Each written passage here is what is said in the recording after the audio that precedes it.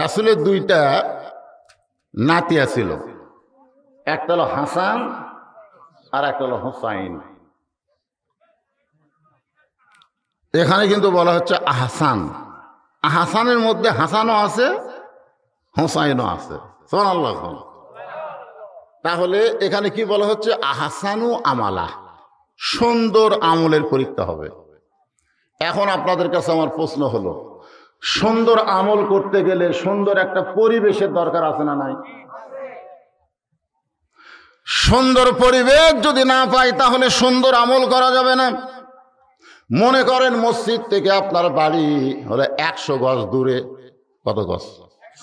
আপনি জোহরের নামাজের উযু করছেন, বাড়িতে সামনে কাতারে নামাজ পড়বেন, নিয়ত ভালো না খারাপ? কিন্তু রাস্তার মধ্যে দুইটা বেপরদা মেয়ে মানুষ ঘুরতেছে, আপনি দেখবার চাননি, তারপরে চোখত পড়িছে। বেপরদা হয়ে ঘুরলে চোখত পড়বি না? আপনি দেখবার চাননি কিন্তু হঠাৎ পড়িছে। আপনি বলেন তো, পোকা পড়লে তোলা যায় না, মশা বললে তোলা যায় না, কিন্তু বেপরদা নারী যদি চোখত পড়ে তাহলে কি তোলা যাবে না? কেউ যদি বলে ভাই দেখ তোরে দুইটা বেপরদা আমার চোখত পড়িছে, তুলে দিত, সবাই কবি না রে দেখা যায় না তো তুলবো কেমনে? কারণ দেখা যাবে না তো, ওটা পড়াও সারা। এই জায়গাতে একটা মেমোরি আছে, এই মেমোরি লোড হওয়াও সারা। জোরে কোন কথা ঠিক কি না? এটা হলো ফোকাস, এখানে হলো মেমোরি। এখন সামনে কাতারে গিয়া ওই ব্যক্তি নিয়ত করতেছিল জিহাতুল কাবাতি শরীফাত আল্লাহু আকবার, মুখ আছে কাবার দিকে, চোখ আছে সেজদার দিকে, আর মন খালি বলতেছে রাস্তা কি দেখলাম রে। আপনার বলেন নামাজ হবে? কথা বলেন নামাজ হবে?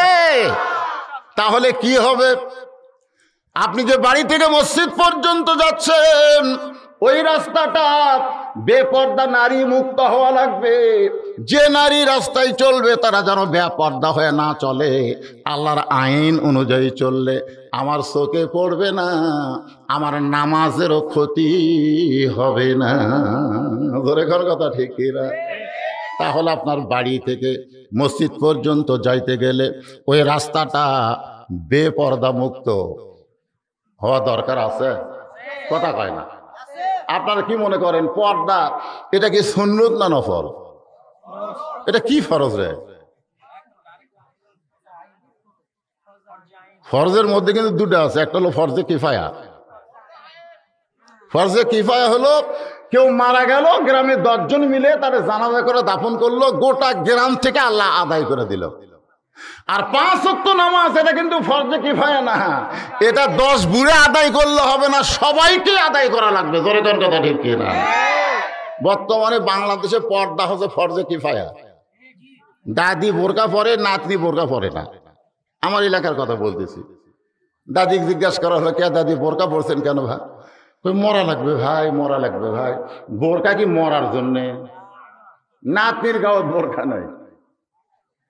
আপনার বলেন তো 50 বছর বয়সের আমের গাছের গোড়াত কেউ যদি বেড়া দেয়, একজন জিজ্ঞাসা করতেছে বেড়া কেন দিচ্ছ? বলে গরু ছাগল যদি খায়।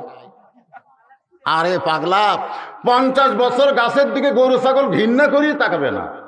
বেড়া যদি দিবার চাষ, ওই লকা পাতা বার আছে, ওই ছোট গাছে বেড়া দে, কারণ গরু ছাগল খালি খাবি না, ধর্ষণ করবি। জোরে কোন কথা ঠিক না?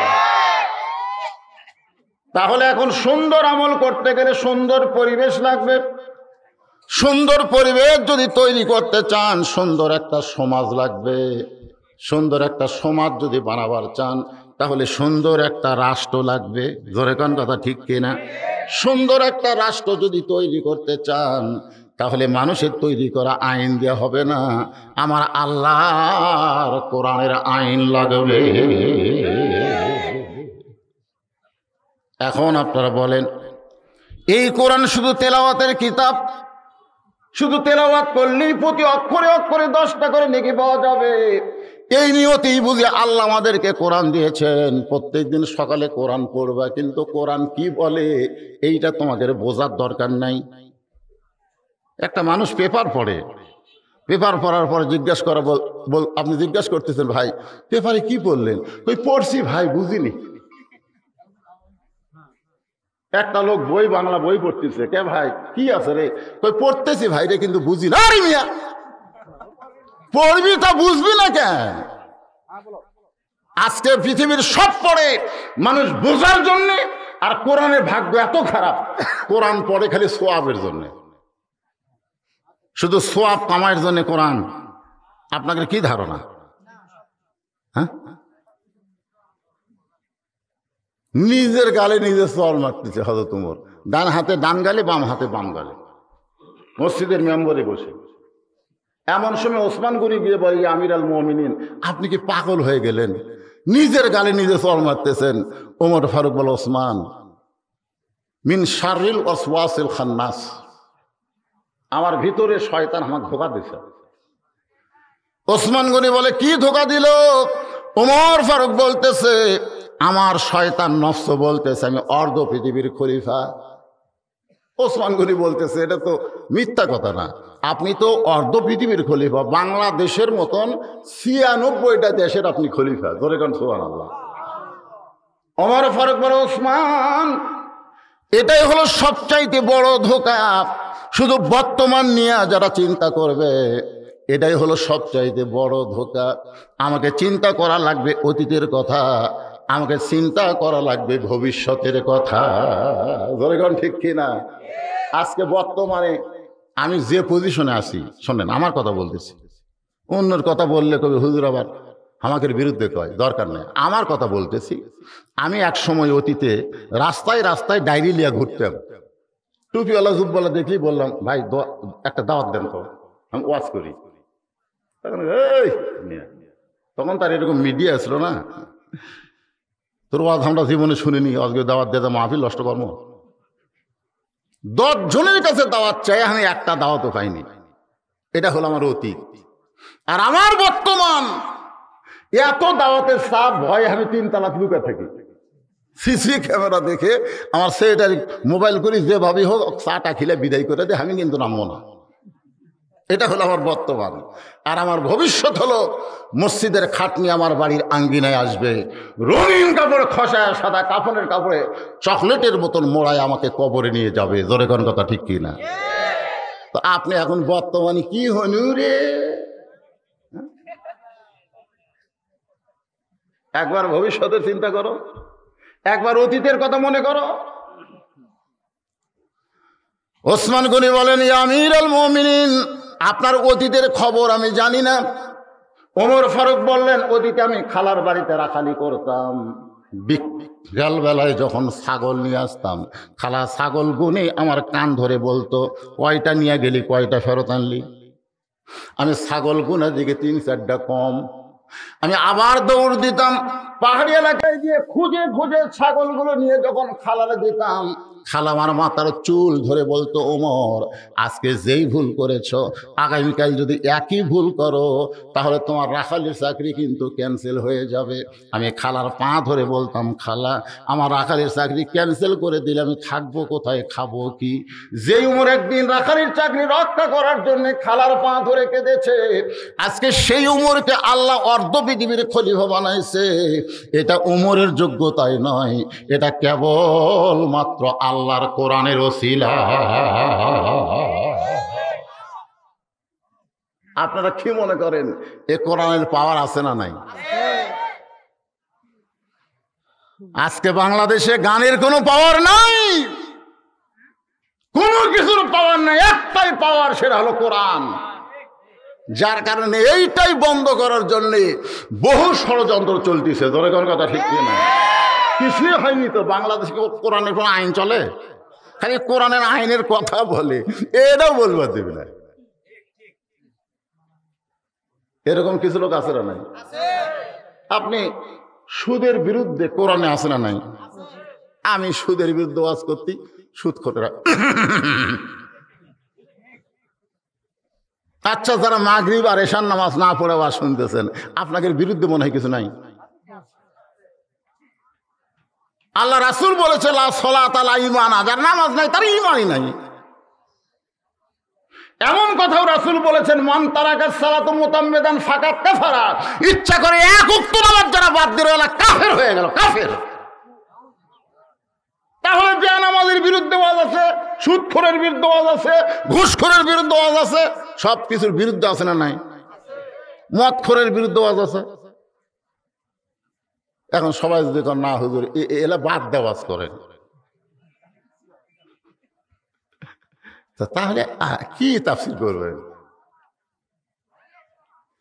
ওমর ফারুক চিন্তা শুরু করলেন, যেই কোরআনের ওসিলায় একজন রাখাল থেকে আল্লাহ আমাকে অর্ধ পৃথিবীর খলিফা বানায় দিল, এই কোরআনটা আসলে কেমন এটা নিজের চোখে দেখার জন্য তিনি ছদ্মবেশে ঘোরাফেরা শুরু করলেন আল্লাহর কোরআন দেখার জন্য। সুবহানাল্লাহ। আজকে আপনারা শুধু কোরআন শুনবার আইছেন, শুনবার আসেনি। আজকে তাফসীর মাহফিলে একটু কোরআন দেখার জানা এটা আসলে কি। এটা যেদিন বাংলাদেশের এমপির ছেলেরা, মন্ত্রীর ছেলেরা কোরআন হাতে নেবে, কোরআনের হাফেজ হবে, এমপির সন্তানের মাথায় কোরআন হাফেজ হওয়ার কারণে পাগড়ি পড়তেছে, মন্ত্রীর ছেলে কোরআন হাফেজ হওয়ার কারণে মাথায় পাগড়ি পড়তেছে, সেই দিন বাংলাদেশে কোরআনের বিজয় হবে। আজকে এমপির ছেলে যদি মসজিদে ইমাম হয় আর ডাইরেক্ট যদি ওয়াজ করে, পুলিশ যায় পহরা দিবি, ধরবি না। ধরে কোন কথা ঠিক কিনা? আর যে কয়টা পাগড়ি পাচ্ছে, যে কয়টা মৌলবি হচ্ছে, সব কয়টা গরিবের। কেন তুই আমাকে ফেতরা খেয়ে মৌলবি হলো, তুই অত বড় বড় কথা কস করে? আপনারা কি মনে করছেন কোরআন খালি গরিবের জন্যই না সবার জন্য? তুমি মুসলমান দাবি করো, তোমার ভিতরে একটা কোরআনের অক্ষর যদি না থাকে, তুমি উজাড় ঘর। দুনিয়াতে বাংলাদেশে মুসলমান বলে দাবি করতে পারো, কিন্তু মরার সময় মুসলমান হয়ে মরতে পারবা না।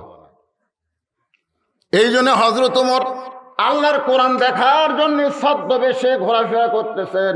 হঠাৎ হযরত ওমর দেখতে পাই মরুভূমির ভিতরে একজন রাখাল উট আর দুম্বা চড়ায়। ওমর ফারুক কোরআন দেখার জন্য রাখালকে সালাম দিলেন। সুবহানাল্লাহ। অর্ধ পৃথিবীর খলিফা, বাংলাদেশের মতন কয়টা দেশ? এটা মনে থবেন, ৯৬টা দেশের খলিফা একটা রাখালকে সালাম দিলেন। আসসালামু আলাইকুম রাখাল ভাই, আমার পেটে ক্ষুধা লাগছে, আমি উটের এক পেয়ালা দুধ চাই। রাখাল মুসকি মুসকি হাসে। ওমর ফারুক বলে, রাখাল হাসো কেন? বলে, হাসার কারণ হলো তুমি আমাকে সালাম দিলে সালামের উত্তর দেব না, তুমি উটের দুধ চাইলেও তোমাকে দুধ দিব না। ওমর ফারুক বলেন, আমার অপরাধ কি? রাখাল বলল, তোমার অপরাধ হলো তোমার পরিচয় আগে জানা লাগবে, আগে তোমার পরিচয় দাও, তুমি কে? ওমর ফারুক চিন্তায় পড়ে গেলেন, আমি অর্ধ পৃথিবীর খলিফা, আমি ছদ্মবেশে আল্লাহর কোরআন দেখার জন্য আইছি, এখন যদি আমি পরিচয় দেই তাহলে তো আমার ঘুমুর ফাঁস হয়ে যায়। ওমর ফারুক যখন এই চিন্তা করতেছে, এমন সময় আল্লাহর কোরআন সামনে এসে বলতেছে, ওমর, রাখাল যখন তোমার পরিচয় চাইছে, তুমি আসল পরিচয় দাও। তোমার আসল পরিচয় হলো মিল্লাতা আবিকুম ইব্রাহিম হুয়া সাম্মাকুমুল মুসলিমিন। তোমার আসল পরিচয় হলো তোমার জাতির পিতা ইব্রাহিম তোমার নাম রেখেছে মুসলমান। ওমর ফারুক বলে, রাখাল ভাই, আমার পরিচয় হলো আমি একজন মুসলমান। ঠিক আছে মেম্বার সাহেব? না ডাক্তার সাহেব দেখি। আচ্ছা, আপনি ডাক্তার হয়েন। প্রধান অতিথির আগমন। একটা প্রধান অতিথি এসে বসলো, একটা টেরও দেয় না। আমি কিন্তু আপনি না আসার আগে আপনার শুভেচ্ছা দিয়ে ওয়াজ শুরু করছি, আলহামদুলিল্লাহ। তো যাই হোক, যেটা বলতেছি, কি বলতেছি বলে গেলে হবে না। আপনাকে কি বলে সিজার মার্কাগুলো সাইজ করবেন আপনারা, কোরআন তাফসীর শুনবেন। আগে কোরআনকে জানা লাগবে, চিনা লাগবে, তাছাড়া কোরআনের কি বুঝবেন? এখন আমার পরিচয় কি আমি মৌলানা? ইনার পরিচয় কিনি সভাপতি, ওনার পরিচয় উনি কি ডাক্তার? আসল পরিচয় হলো মুসলিমিন, আমরা সবাই মুসলমান। জোরে কোন কথা ঠিক কিনা? যে বলবো আমাদের আসল পরিচয় কি, যারা জবান আছে জবান খুলে বলবেন মুসলমান। আমাদের আসল পরিচয় কি? আরো জোরে জোরসে বলেন। রাখাল মুসকি মুসকি হাসে। ওমর ফারুক বলে, রাখাল হাসো কেন? বলে, হাসার কারণ হলো আসল না নকল। ওমর ফারুক ফোন করছে, কে রে? মুসলমান তো মুসলমানই, এর মধ্যে আসল নকল কি?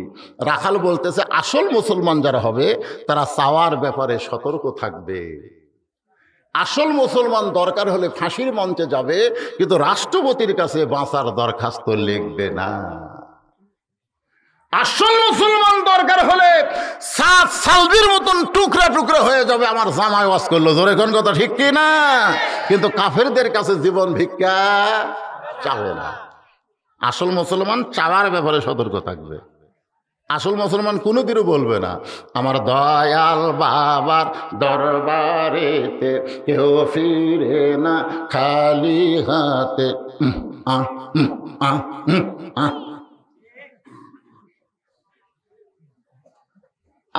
আসল মুসলমান কোনদিন বলবে আল্লাহরে ধন নবীরে দিয়া, আল্লাহ গেছে গায়েব হইয়া, নবীর ধন খাজানিয়া শুয়ে আছে আজমিরে, কেউ ফেরে না খালি হাতে খাসারে তোর দরবারে। একজন নাউযুবিল্লাহ কইলো বারে। আসল মুসলমান জানে ইয়্যাকা না'বুদু ওয়া ইয়্যাকা নাস্তাঈন। আসল মুসলমান জানে যাত্রার কাছে হাত পাতা যাবে না। তুমি যদি আসল মুসলমান হও, তুমি দুধ চাইছো কার কাছে? ওমরের চোখ দিয়ে দর দর করে পানি পড়তেছে। আল্লাহ, তোমার কোরআনের রাজত্ব যখন দুনিয়াতে চালু থাকবে, উমর ভুল করলে একটা রাখাল পর্যন্ত লোকমা দিতে পারবে। জোরে কেন সুবহানাল্লাহ। আজকে মসজিদে কোরআনের রাজত্ব চালু আছে। ইমাম সাহেব 4 রাকাত নামাজে 3 রাকাতে বসলে একটা ভ্যানালা পর্যন্ত আল্লাহু আকবার। জোরে কোন কথা ঠিক কিনা? ইমাম যদি মনে করে আমি টাইটেল পাস, দাওরা পাস, এতদিন 4 রাকাত পড়াছি, আজকে 3 রাকাতেই বসমো, উঠমো না, এই মনে করে ইমাম যদি না ওঠে, আপনারা বলেন তো মুসল্লি কার পক্ষে থাকবে? ইমামের পক্ষে না ভ্যানালার পক্ষে? কেন ভ্যানালার পক্ষে থাকবে? যে মসজিদ তোর বাপের এরিয়া না, মসজিদ হলো আল্লাহর ঘর। আল্লাহর ঘরের মধ্যে আল্লাহর হুকুম অনুযায়ী নামাজ পড়ানো লাগবে, তোর ইচ্ছা মতো নামাজ হবে না। ভ্যানালার লোকমা দিলে দাঁড়ান লাগবে। জোরে ধন কথা ঠিক না? বাংলার মুসলমান মসজিদ যেমন আল্লাহর বিশ্বাস করে, গোটা বাংলাদেশ যদি আল্লাহর সেরকম বিশ্বাস করত, আজকে মসজিদের ইমাম যেরকম ভালো পাইছেন, সমাজের নেতাগুলো আপনারা ভালো পাইতেন। জোরে কোন কথা ঠিক না? যত লোকমা মসজিদের মধ্যে, হুজুরের দাড়ি একটা ছোট দেখছে, একজন খালি মুখ দিয়ে লাগতেছে। আমি বললাম কি ভাই, হুজুরের দাড়ি ছোট। আমি বললাম সভাপতির যে দাড়ি নাই, মানে মসজিদ কমিটির যিনি সভাপতি, ওর দাড়ি নাই। তাহলে না হোক, সভাপতির না থাক, তাই বলে হুজুরের থাকা লাগবে না। আজকে মসজিদের ইমাম নিয়োগ দেওয়ার সময় ইমামের বাড়ির খোঁজ নেয়, বাড়িতে ডিশের লাইন আছে কিনা, বাড়ির বউ পর্দার থাকে কিনা, ইমামের মেয়ে পর্দার থাকে কিনা, এইগুলা খোঁজ নিয়ে কোরআন তেলাওয়াত ঠিক আছে কিনা, সব ঠিক দেখার পরে তারপরে ইমামতির চাকরি দেয়। জোরে কোন কথা ঠিক কিনা? তুমি মসজিদের ব্যাপারে যেরকম সজাগ, সমাজের ব্যাপারে সেই রকম সজাগ হলো না কেন? খালি মসজিদ ভালো রেখে লাভ হবে না, গোটা বাংলাদেশকে ভালো রাখতে গেলে এই মানুষের তৈরি আইন দেওয়া হবে না, আল্লাহর কোরআন লাগবে। জোরে কোন কথা ঠিক কিনা? ওমর ফারুক চোখের পানি বের করে বলে, রাখাল ভাই, আসলে চাওয়ার ব্যাপারে আমি ভুল করেছি। রাখাল বলতেছে, ভুলটা যখন স্বীকার করছো, তাহলে আল্লাহ তোমাকে তওবা করার সুযোগ দিয়েছে। সাল্লাল্লাহু। আপনারা বলেন তো, আমরা যদি ভুল স্বীকার করি, তওবা করার রাস্তা আছে না নাই? আল্লাহ কোরআনে, রাসূল হাদিসে বলেছে না, তায়েব হাবিবুল্লাহ। নামাজ পড়েননি, মাগরিব এশার পড়েননি, আপনি যদি নিয়ত করেন যে ফজর থেকে আর নামাজ ছাড়বো না, আল্লাহ কয় যত নামাজ পড়িসনি, ফজর ধরার সাথে সাথে আমি সমস্ত নামাজ না পড়ার গুনাহ মাফ করে দিয়ে দিলাম। এটার নামই তওবা। আমি বেনামাজি ছিলাম, নামাজে ফিরে আসলাম। ওমর ফারুক বলে, ভাই তাহলে তওবা করতেছি। রাখাল বলে, তুমি মূর্খ মানুষ, তুমি তওবা কেমনে করবা? উমর চমকে উঠছে। ওমর বলে, আমি মূর্খ, তুমি কেমনে বুঝলে? রাখাল বলতেছে, চাওয়ার ব্যাপারে যে সতর্ক থাকে না, সে হলো সবচাইতে বড় মূর্খ। সে যদি ডক্টর কামালও হয়, চাওয়ার ব্যাপারে সতর্ক না থাকলে সে মূর্খ। আমি মদিনার যে কেবল রাসূলের রওজার পাশে হাত তুলছি, ইতিমধ্যে এক পুলিশ এসে আমার হাতের উপর লাঠি দিয়ে বলে, মামলা কুল্লু হারাম, মামলা। আমি মনে মনে কইলাম, রে তুই একটা মদিনার পুলিশ রে, আর আমি কি মাল দি জানিস? হ্যাঁ, আমি বাংলাদেশের একটা সেই বক্তা,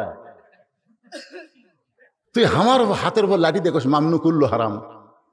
কিন্তু আমার ইমান বলতেছে মৌলানা তুই যত বড়ই মৌলানা হোস না কেন, তুই ভেজাল দেশের মৌলানা, এরা আসল দেশের পুলিশ। জোরে কোন কথা ঠিক কিনা?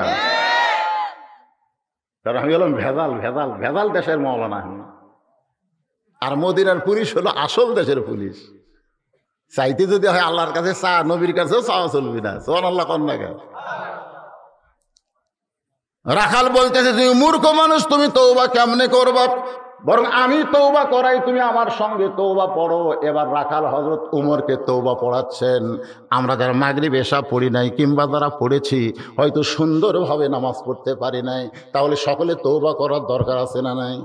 তাহলে আমার সঙ্গে সকলে পড়েন আস্তাগফিরুল্লাহ রব্বি মিন কুল্লি জামবিউ ওয়া তুবু ইলাইহি লা হাওলা ওয়ালা কুওয়াতা ইল্লা বিল্লাহিল আলিয়্যিল আযীম।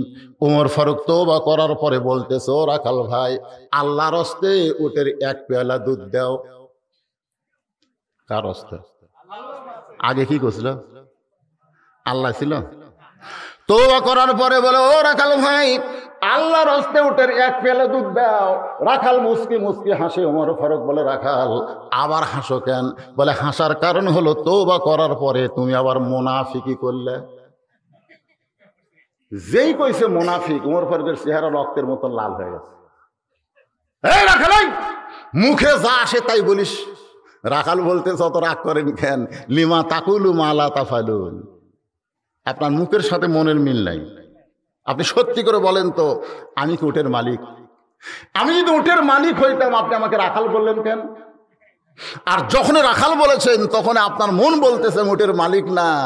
আর মালিক বাদ দিয়ে রাখালের কাছে আল্লাহর হস্তে চাইলেও রাখাল দিবার পারবে না। যার প্রমাণ আমি নিজে। আপনার বাইকওয়ালা টেস্টে কেবল নামছি, ইতিমধ্যে এক লোক এসে চকচকা কসকসা 100 টাকা লোট হাতত দিয়ে বলছি যে হুজুর দোয়া করেন। টাকা আমি পকেটে থুয়া বলি, কি দোয়া? বইয়ের পর একটা বাচ্চা আছে, আল্লাহ যেন একটা পুত্র দেয়। আমি পকেট থেকে 200 বের করে দিলেন। হুজুর আমি তো টাকা চাইনি। আমি বললাম তোর কান আমার মুখের কাছে দে। কানটা মুখের কাছে দিলাম, ফিস করে বললাম, আমি 3 মেয়ের বাপ।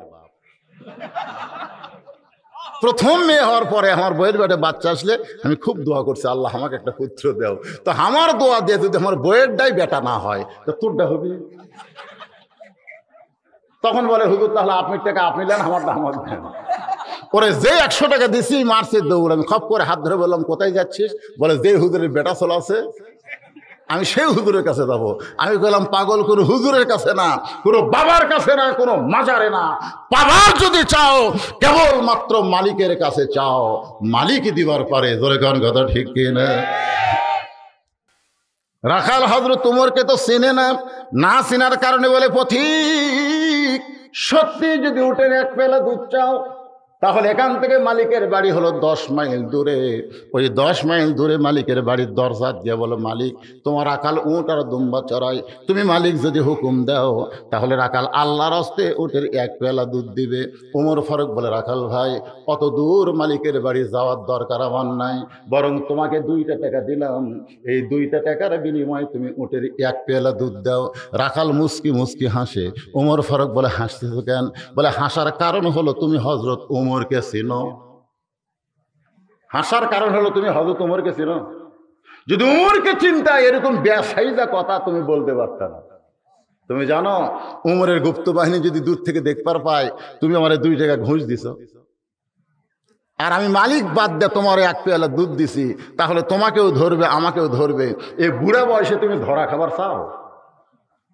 ওমর ফারুক বলে, রাখাল ভাই তাহলে চলো পাহাড়ের গুহার মধ্যে যাই, ওই গুহার মধ্যে গিয়া গোপনে তোমাকে 2 টাকা দেব, আর তুমি গোপনে আমাকে উটের এক পেয়ালা দুধ দিবা। তোমার মালিকও জানতে পারবে না, ওমরের গুপ্ত বাহিনীও দেখতে পারবে না। সঙ্গে সঙ্গে রাখাল বলে, ভণ্ড ভণ্ড তুমি, ভণ্ড তুমি, ভণ্ড। ওমর ফারুক কান দেয়ার বলে, রাখাল আমার মধ্যে ভণ্ডামির কি দেখলা? রাখাল বলে, পথিক রে, পাহাড়ের গুহার মধ্যে দেওয়া নেওয়া করলে ওমরের গুপ্ত বাহিনী দেখতে পাবে না, আমার মালিকও জানতে পারবে না, কিন্তু রাখালের আল্লাহ দেখতে পায়। খালি এই একটা বিশ্বাস যদি বাংলাদেশে থাকে যে কেউ না দেখলেও আল্লাহ দেখতেছে, তাহলে একজন মানুষ 10টা সিল মারবার পারবি না। খালি একটা বিশ্বাস যদি থাকে আল্লাহ দেখতেছে, ফেরেশতারা লিখতেছে, পারবে? কতক্ষণ পারবে? ওমর ফারুক মারছে দৌড়, এক দৌড়ে পাহাড়ের পাদদেশে 2 রাকাত নামাজ পড়ে বলতেছে, আল্লাহ তোমার কোরআন এত সুন্দর, তোমার কোরআনের সমাজ যখন দুনিয়াতে চালু থাকবে তখন কেউ না দেখলেও আল্লাহ দেখতেছে, এই বিশ্বাস মানুষের কলিজার মধ্যে আসবে। জোরে কর সুবহানাল্লাহ। কে কাঁদতেছে? ওমর ফারুক আল্লাহর কাছে কাঁদতেছে, আল্লাহ তোমার কোরআন এত সুন্দর, আমি রাখালের মধ্যে রাখালি দেখি নাই, রাখালের মধ্যে আল্লাহ তোমার গোটা কোরআন শরীফ দেখতে পাই। জোরে কর সুবহানাল্লাহ। তাহলে কোরআন কি এই কোরআনের মধ্যে দেখা যাবে, না কোরআন গ্রহণ করে যখন আমরা আমল করব তখন দেখা যাবে? কোনটা দেখা যাবে? ওমর ফারুক যখন কাঁদতেছে পাহাড়ের পাদদেশে, এমন সময় রাখাল পিছন থেকে বলে, পথিক যতই কান্দা কান্দো, উটের দুধ আমি তোমাকে দিবার পারলাম না। ওমর ফারুক বলে, রাখাল ভাই উটের দুধের আমার কোনো দরকার নেই, আমি শুধু তোমার কাছে জানতে চাই তুমি না দেখা আল্লাহকে কলিজার মধ্যে জায়গা দিয়া, এই কথাটা গুরুত্ব দিয়ে শুনবেন, না দেখা আল্লাহকে কলিজার মধ্যে জায়গা দিয়ে, কেউ না দেখলেও আল্লাহ দেখতেছে, এই যে বিশ্বাস নিয়ে দুনিয়াতে আমল করতেছো, এর বিনিময়ে তোমার চাহিদা কি? তুমি তো ভালো একটা চাকরিও পাওনি, তোমার ভালো কোনো বাড়িও নাই, ভালো কোনো খাওয়াও নাই, তারপরেও তুমি আল্লাহর কোরআন অনুযায়ী চলতেছো, এর বিনিময়ে তোমার চাহিদা কি? আসলে আল্লাহর কোরআন যারা চলতেছে, কোরআন মানতেছে, কোরআন নিয়ে রাজনীতি করতেছে, তারকে বর্তমান অবস্থা খুব ভালো। আলুর বাগুড়ের মধ্যে শুয়ে আছে, মাছ ধরা শুয়ে আছে, বাড়ির যে পুলিশ ডাকতেছে, বাড়ি খুঁজে দেখে নাই, কে গেল কোথায়? ওই আলুর বাগুড়ের মধ্যে। অর্থ জিজ্ঞাসা করে, কে রে পাগলা, তোর 3 তলা বাড়িতে আলুর বাগুড়ের মধ্যে, তোর চাহিদা কি? আসলে একটা চাহিদা আছে না নাই? এখন ওমর ফারুক রাখালকে বলে, রাখাল না দেখা আল্লাহকে কলিজার মধ্যে জায়গা দিয়ে তুমি আল্লাহর কোরআন অনুযায়ী চলতেছো, এর বিনিময়ে তোমার চাহিদা কি? রাখাল বলতেছে, পথিক রে, আমার চাহিদা যদি শুনতে চাও তাহলে আমার চাহিদা হলো, আমার সঙ্গে সকলে পড়েন রব্বানা, পড়েন রব্বানা আতিনা ফিদ দুনিয়া হাসানাতাও ওয়া ফিল আখিরাতি হাসানা ওয়া কিনা আযাবান নার। সবাই আল্লাহ আকবার বললেন না কেন? এটা কি আমার কথা না আল্লাহর কথা? ওমর ফারুক বলে, রাখাল ভাই আমি তোমার চাহিদার কথা জানতে চাইলাম, আর তুমি কোরআনের আয়াতের কথা শুনাই দিলে, আমি তো আয়াত বুঝি না, মূর্খ মানুষ। রাখাল বলে, তুমি আসলেই মূর্খ। এই আয়াতের মধ্যে 2টা চাওয়া আছে, একটা হলো দুনিয়ার চাওয়া, একটা হলো আখিরাতের চাওয়া। দুনিয়ার চাওয়া হলো মহামানব হযরত উমরকে আমি এক নজর দেখতে চাই, যে উমর আল্লাহর কোরআন দিয়ে রাষ্ট্র চালানোর কারণে আমার মতন রাখাল না দেখা আল্লাহকে কলিজার মধ্যে জায়গা দিবার পারছি, সেই হযরত উমরকে যদি একটা বার দেখতে পাইতাম তাহলে দুনিয়ার জীবন আমার সার্থক হয়ে যাইত। আর আমার 2 নম্বর চাহিদা হলো, আমি রাখাল যখন মরে যাব, মরে গেলে অদম রাখালকে আল্লাহ যেন জান্নাত দেয়। তাহলে রাখালের চাহিদা কয়টা? 1 নম্বর চাহিদা কি? উমর মানে এখানে ভালো নেতা। জোরে কান, কি নেতা? আমাদের সমাজের মধ্যে ভালো নেতা দেখার চাহিদা আপনাদের আছে?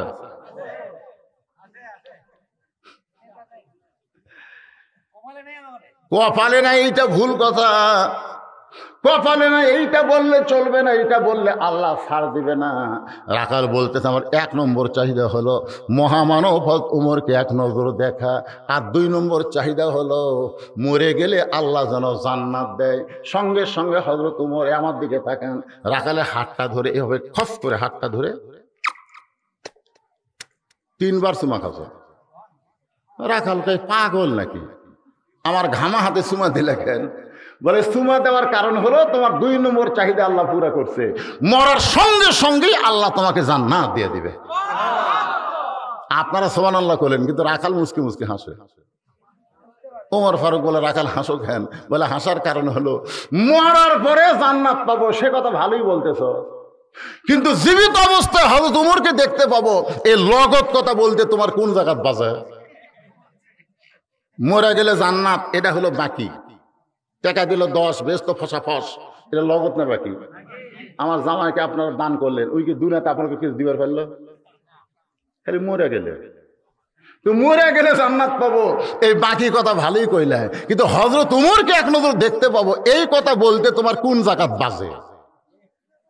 উমর ফারুক চিন্তাত পড়ে গেছে যে আমাকে তওবা পড়াছে, জোরে কারণ কি পড়াছে, যে আমাকে মুনাফিক করছে, ভণ্ড করছে। এখন যদি বলি আমি উমর, এখন যদি বলি ভাই তুমি যে উমরকে দেখবার চাও সেটা সেই উমর, আমি রে বলাও সারা স্ট্রোক করে মরাও সারা, জোরে কার কথা ঠিক কিনা? হযরত ওমর চিন্তায় পড়ে গেলেন যে আমি যে ওমর, এই কথা রাখালকে কেমনে বলবো? এমন সময় আল্লাহর কোরআন সামনে এসে বলতেছে, উদউ ইলা সাবিলি রাব্বিকা বিল হিকমাহ, জোরে কান সুবহানাল্লাহ। আমি টাঙ্গাইলে ওয়াজ করতে বলতেছি, মেয়ে মানুষের কোরআন তেলাওয়াত জোরে করাও জায়েজ নাই, পরপুরুষ শুনলে পর্দার খেলাফ হয়। মেয়েরা জোরে কথা বলবেন না, পরপুরুষ যেন শুনতে না হয়। এইরকম মেয়েদের কথার উপর যখন ওয়াজ করতেছি, তখন এক মেয়ে আমাকে স্লিপ দিয়েছে, হুজুর মেয়েরা কোরআন তেলাওয়াত জোরে বললে পরপুরুষ শুনলে যদি পাপ হয়, জোরে কথা বললে পরপুরুষ শুনলে যদি পাপ হয়, তাহলে প্রধানমন্ত্রী জাতির উদ্দেশ্যে যখন ভাষণ দেয়, এই ভাষণ শোনা কি?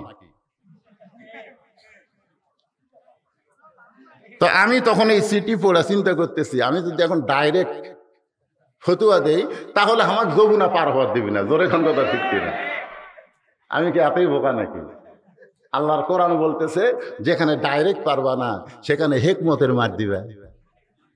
ওমর ফারুক ডাইরেক্ট বলে পারবি? বললে হাত ফেল করে মরবে। ওমর ফারুক যখন চিন্তা করতেছে, আল্লাহর কোরআন বলে ওমর ডাইরেক্ট যদি বলবার না পারো তাহলে তুমি হিকমত অবলম্বন করো। ওমর ফারুক রাখালকে বলতেছে, ও রাখাল ভাই, সত্যি যদি তুমি হযরত ওমরকে দেখবার চাও তাহলে তোমাকে ফজরের নামাজ মনোযোগ দিয়ে শুনবেন। ফজরের নামাজ সামনে কাতারে আদায় করা লাগবে। ফজরের নামাজ যদি সামনে কাতারে আদায় করো তাহলে মেহরাবের মধ্যে দেখবা যে মানুষটা ইমামতি করতেছে ওই মানুষটি হলো হযরত আরে সুবহানাল্লাহ বললে হবে না। যখন কোরআন দিয়ে রাষ্ট্র চলবে তখন মসজিদের ইমামতি করবে কে? না, আমাদের বাংলাদেশে যখন কোরআন দিয়া বাংলাদেশ চলবে তখন মসজিদ কিন্তু শুধু মৌলবীরাই পড়াবে না, নেতাদেরকে মসজিদের ইমাম হওয়া লাগবে। যদি উমরকে দেখবার চাও তো কুটি যাও, সংসদ ভবনে যাও, বঙ্গভবনে যাও, ফজরের নামাজ সামনে কাতার আদায় করবা। মেহরাবের মধ্যে যেই মানুষটাকে দেখবা ইমামতি করতেছে ওই মানুষটি হলো হযরত ওমর। রাখাল ছোট বাচ্চার মতন কাঁদতেছে। ওমর ফারুক বলে, রাখাল এতক্ষণ তুমি হাসলা, এখন কান্দো কেন? বলে, কান্দার কারণ হলো আমি বারান্দাত নামাজ পড়ি। কান্দার কারণ হলো আমি বারান্দাত নামাজ পড়ি। তোমার ফারুক বলতেছে, বারান্দাত পড়বো না, ভিতরে যাবা। ভাই ভিতরে কেমনে যাব? নবীর দামি দামি সাহাবীর মধ্যে আমি রাখাল ঢুকতে পারি? তোমার ফারুক বললেন, রাখাল মসজিদের ভিতরে নবীর দামি দামি সাহাবী আর বারান্দায় তুমি কম দামি, এ কথা তোমার কে বুঝাইছে? আমি চেয়ারে বসে আছি, সভাপতি সাহেব চেয়ারে বসে আছে, আমরা দামি, এ কথা আপনাকে কে বুঝাইছে? হাসরের ময়দানে দেখা যাবে অনেক বক্তার জিব্বাত জাহান্নামের বর্শি লাগায়া ফেরেশতারা জাহান্নামে নিয়ে যাচ্ছে। তখন আপনারাই বলবেন, আল্লাহ এই হুজুরের ওয়াজ শুনে আমরা নামাজ পড়ে আমরা জান্নাতে যাচ্ছি, হুজুরক জাহান্নামে নিয়ে যাচ্ছেন কেন? আল্লাহ তখন বলবে, হুজুর ওয়াজ করতে রে ফজরের নামাজ নিজেই পড়েনি। লিমা তাকুলু মা লা তাফালুন, এই বক্তার ওয়াজের সাথে আমল ঠিক ছিল না, এই জন্য জাহান্নামে। আমি চেয়ারত বসা মানুষ জাহান্নামে, আপনারা খেরত বসা মানুষ জান্নাতে। এটা আল্লাহ কোরআনে বলেছেন, ইন্না আকরামাকুম ইনদাল্লাহি আতকাকুম।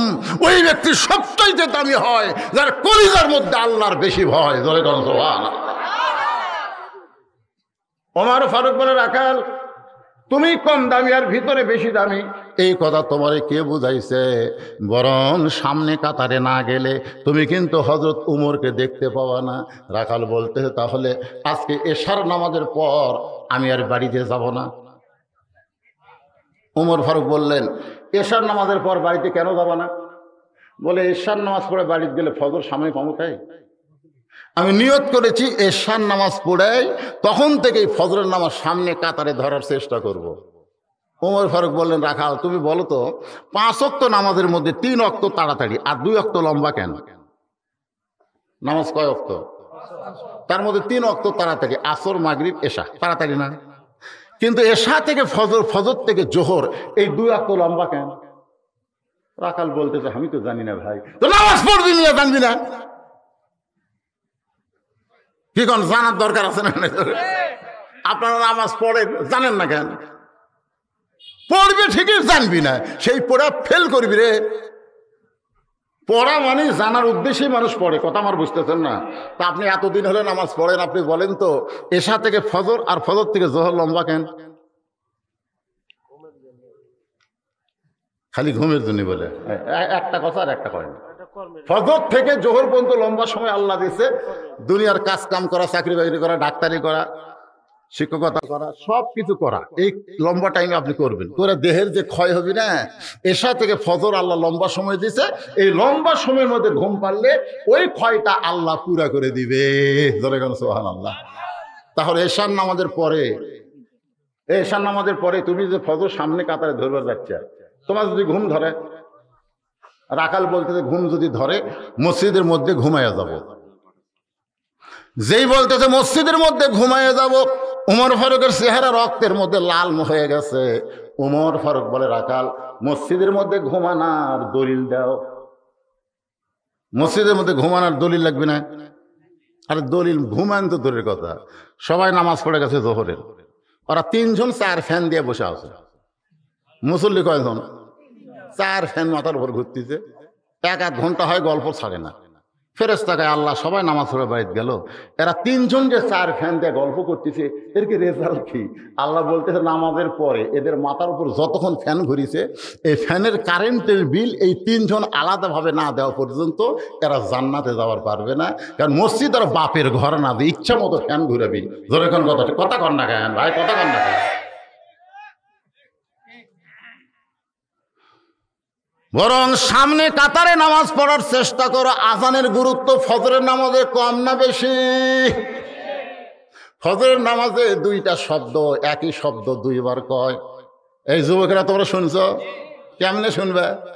3টা পর্যন্ত আর্জেন্টিনার খেলা দেখে তোমরা ঘুমালে, আসসালাতু খায়রুন নাম শুনবা না দেখে তোমরা মাথার উপর কম্বল দিলে, তোমার পাও বের হবে সেই জন্য তুমি পাও টানা বুকের কাছে তুলে।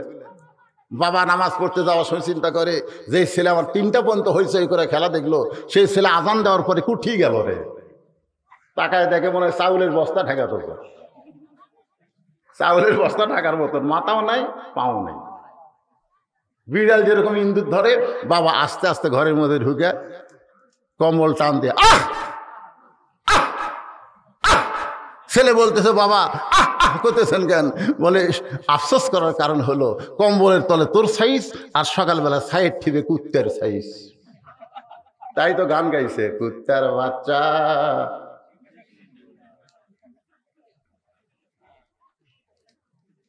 হে যুবকেরা,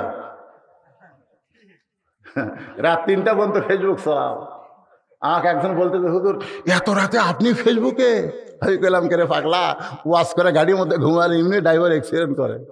আমি এ পর্যন্ত প্রায় 16-17 বার অ্যাক্সিডেন্ট হয়ে যাও। এখন ঘুমাই না, একটু ওয়াজ শুনি। আমি কইলাম ঠিক আছে, তুমি লাইনত কে? ঘুম কাটাই লিছে হুজুর। আমার ঘুম ভাঙ্গায়া গেল রে মরার কোকিলা। যুবকেরা, আমার কলজা খুশি হয়ে গেছে। আজকে মুরব্বীদের চাইতে যুবকের সংখ্যাই বেশি। এই যুবকদের ভালো করতে গেলে আমি বল না বলছি না, স্বয়ং জিবরাইল যদি ওয়াজ করে তাও এদেরকে ভালো করা যাবে না। এদেরকে ভালো করতে গেলে অনুনাজ্জিলু মিনাল কোরআনি মা হুয়া শিফাউ ওয়া রাহমাতুল লিল মুমিনিন, এই কোরআনের ঔষধ এদেরকে প্রয়োগ করা লাগবে। জোরে কর কথা, ঠিক কি না? সভাপতি সাহেব কথা কন। একটা স্লোগান দেওয়া লাগবে, সব সমস্যার সমাধান আপনার বলবেন দিতে পারে আল কোরআন। পারবেন না ভাইজান? সব সমস্যার সমাধান। বর্তমান প্রধানমন্ত্রী 564টা মসজিদ বানাইছে। প্রত্যেক নেতারা বলে পৃথিবীর কোনো প্রধানমন্ত্রী এত মসজিদ বানায়নি। আমি এক ওয়াজে বললাম 500 মসজিদ কেন, 5 লাখ মসজিদ বানালেও লাভ নাই যদি মুসল্লি না থাকে। জোরে কথা কন না কেন? আমাদের প্রধানমন্ত্রী ক্ষমতাতে আসার সাথে সাথে আল্লাহ তাআলা আইন করেছে, আল্লাযীনা ইম্মাক্কান্নাহুম ফিল আরদ। যখন কোনো মুসলমানকে ক্ষমতার চেয়ার দেওয়া হয় তখন 1 নম্বর দায়িত্ব হলো 500 মসজিদ বানান না, 1 নম্বর দায়িত্ব পদ্মা সেতু নির্মাণ করা না, 1 নম্বর দায়িত্ব বাল্য বিয়ে বন্ধ করা না, 1 নম্বর দায়িত্ব মাদক মুক্ত যুবক গড়ান না। এগুলো সবই দায়িত্ব। তবে 1 নম্বর দায়িত্ব হলো আকামুস সালাত, নামাজ কায়েম করা। ধরে গণতন্ত্র শিক্ষেরা আজকে প্রধানমন্ত্রী মসজিদ বানানোর সাথে সাথে যদি পুলিশদেরকে বলতো যে যুবকরা নামাজের আজান দিলে বেড়া ঘুরবি, পাছার কাপড় খুলে একের গোস্তের উপর 10টা করে বাড়ি। আমাদের ওয়াজ দিয়ে কাম হবে না, একটা আইন দিয়ে কাম হবে। কথা কন না কেন? কথা কন না কেন? হেই রে মসজিদ রে মুসল্লি নাই রে, কি মন খারাপ করতেছেন? একটু মনোযোগ দিয়ে শোনেন। এতদিন রাখাল নামাজ পড়েছে বারান্দায়, জোরে গান কোথায়? আজকে নামাজ পড়বে মসজিদের সামনে কাতারে। এখন সামনে কাতারে নামাজ কেন পড়বে সেটা তো আপনারা শুনলেন, ওমরকে এক নজর দেখার জন্যে। এখন আপনাদের কাছে অত্যন্ত গুরুত্বপূর্ণ বিষয় হলো মসজিদ ঢোকার সময় একটা নিয়ম আছে। জোরে গান কি আছে না নাই? ইচ্ছা মতো ঢুকবেন। ওখানে ঢুকলি আল্লাহর আইন হলো ডান পাও। আল্লাহর আইন কোন পাও? যদি কেউ বাম পায়ে ঢোকে রাসূল বলেছেন তাকে আবার ব্যাক গিয়ার দেওয়া লাগে। ব্যাক গিয়ার মনে করেন আপনি গাড়ি চালাতে চালাতে এমন ভাবে নিয়ে গেছেন আর কোনা ঘোরাবার পারতেছেন না, তখন ওটি কি আপনি ঘুরাবার যাবেন? তখন আপনি ব্যাক গিয়ার দেবেন। যদি বাম পায়ে মসজিদে ঢোকেন তখন ব্যাক গিয়ারে আবার বার হয়ে আসা 3 বার ইস্তেগফার পড়া লাগবে। আল্লাহ এত বড় ভুল আমার কেমনে হলো? 3 বার আস্তাগফিরুল্লাহ পড়ার পরে আবার ডান পায়ে জবান খুলে দোয়া পড়া লাগবে, আল্লাহুম্মা আফতাহলি আবওয়াবা রাহমাতিক। এখানে ডাক্তার সাহেব আছে। এই করোনার সময় মসজিদের মধ্যে এক লোক এরকম মুখত মাস্ক দেওয়া হচ্ছে। আমি কইলাম ভাই মোবাইলে করলে কি কয়? কয় যে আপনি যখন ঘরের বাইরে যাবেন তখন মাস্ক পরবেন। কোন তাই কয় না? হয় যে তাই কয়। একটা মেয়ে মানুষ তাই কয়। হ্যাঁ মেয়ে মানুষ, হুজুরও শোনে আপনারা শোনেন। এত মরদ থাকতে একটা মেয়ে মানুষ দিচ্ছে কি জন্য জানেন? যে আপনি তো হুজুর, আপনি হুজুরও একটা মেয়ে মানুষের কণ্ঠ শুনে আপনি পাপ করা লাগবে না। এই জন্য টিভি মারলি প্রথম কথাই হলো আপনি বাহিরে মাস্ক পরবেন। তো ঘরের বাহিরে গেলে মাস্ক পরা লাগবে। আপনি যতক্ষণ ঘরত ছিলেন মাস্ক পরছেন না হুজুর? তো যেই ঘরে ঢুকছেন আপনার ঘর আর এই ঘর, এই 2 ঘরের মধ্যে দামি ঘর কোনটা? তো আল্লাহর ঘরের মধ্যে মাস্ক পরলেন কেন? মাস্ক হচ্ছে রাস্তার ধুলাবালি নাকে মুখে যেন না ঢোকে, এই জন্য মাস্ক পরা। আপনি দোয়া বললেন আল্লাহুম্মা আফতাহলি আবওয়াবা রাহমাতিক, আমি রহমতের দরজা দিয়ে এমন একটা জায়গায় ঢুকলাম যেখানে আল্লাহর অবারিত রহমত বর্ষণ হবে। ধরে গান সুবহানাল্লাহ। এতদিন রাখাল নামাজ পড়েছে বারান্দায়, আজকে নামাজ পড়বে সামনে কাতারে। এখন সামনে কাতারে যখন রাখাল যাওয়ার চায় প্রত্যেকটা সাহাবী নড়ে সরে রাখালকে যাওয়ার রাস্তা করে দেয়। রাখাল মনে মনে কয় আল্লাহ রে, এতদিন বাইরে থেকে ভাবলাম কি, আজকে ভিতরে ঢুকে দেখতেছি কি। আজকে বাইরে থেকে মনে করছিলাম ওরা দামি দামি রে, কিন্তু আজকে ভিতরে ঢুকে দেখতেছি আমিও যা এরাও তাই। সোরাল্লাহ না কেন? আপনার ভিতরে ঢুকছেন, ভিতরে আমি নিজেই দেখছি ভাই। আসরের নামাজ পড়ার ঢোকমো, ইতিমধ্যে দেখি 3 জন মুসল্লি। কয়জন?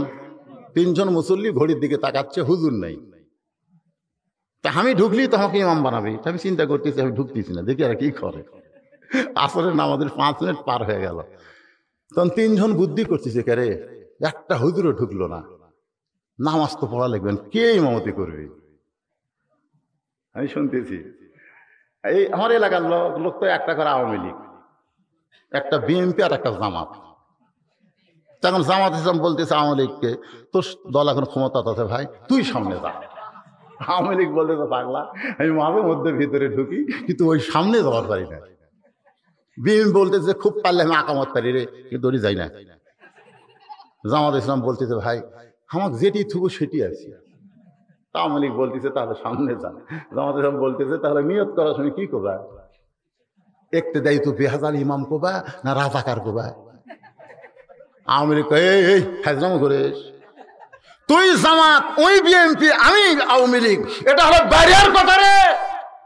আর ভিতরের কথা, আমরা তিন ভাই একসঙ্গে জামাত করতে চাই।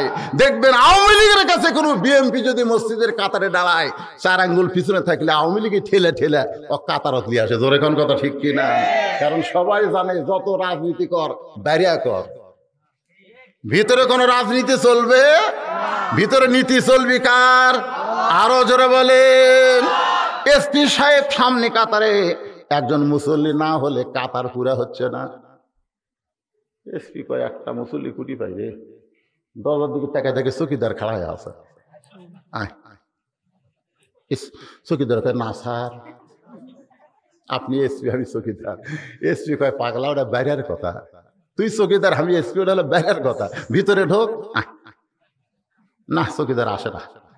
এসপি নিজে যায়, ওর হাত ধরে ডাকিতে চাস না কেরে, নিজের কাছে যায়, বলতেছে পায়ের গোড়ালির সঙ্গে গোড়ালি মিল করবো, ফাঁক যান থুস না, ফাঁকের মধ্যে কিন্তু শয়তান ঢুকবি। চকিদার বলতে স্যার আপনি বিদেশি জুতা পাওয়াতে থাকেন, আপনার গোড়া তেল তেলা, আমি কিন্তু জুতা ছাড়া দৌড়াই, আমার পাও ফাটা ফাটা, তেল তেলা তুলে একটা ঘষ্টন খায়। এসি কয় পাগলা রে, তেল তেলা ফাটা বাইরে রে, ভিতরে আমরা দুই ভাই। সুবহানাল্লাহ। এটা মসজিদের ভিতরে না গেলে বোঝা যাবে। এতদিন রাখাল নামাজ পড়েছে বারান্দায়, কিন্তু আজকে নামাজ পড়বে সামনে কাতারে, একেবারে সামনে কাতারে মেহরাব বরাবর। উমরকে যেন ভালো মতো দেখা যায়, এদিন সামনে কাতারে মেহরাব বরাবর রাকাল ফজরের 2 রাকাত সুন্নত নামাজ আদায় করেছে। সর্বসাকল্যে 12 রাকাত সুন্নত আপনাদেরকে পড়তে হবে। জোরে বলেন কয় রাকাত? ফজরের আগে 2 রাকাত, জোহরের আগে 4 রাকাত, জোহরের পরে 2 রাকাত, মাগরিবের পরে 2 রাকাত, এশার পরে 2 রাকাত। এই সর্বসাকল্যে কয় রাকাত? ছেলে ফেলে করে কেউ কয় রাকাত? রাসূল বলেছেন এই 12 রাকাত সুন্নতের ভিতরে ফজরের 2 রাকাত সুন্নতের গুরুত্ব এত বেশি, আসমান জমিন বিক্রি করলেও সুন্নত ছোঁয়া মারতেছে। কারা কারা মাগরিব এসা পড়েননি হাত তোলেন, এ কথা আমি বলবো না।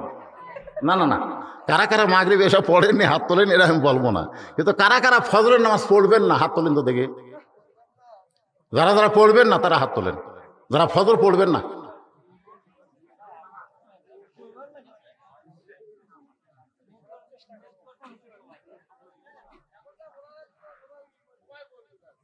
না বোঝা যাচ্ছে কি আজকের মাহফিল আল্লাহ কবুল করেছে রে।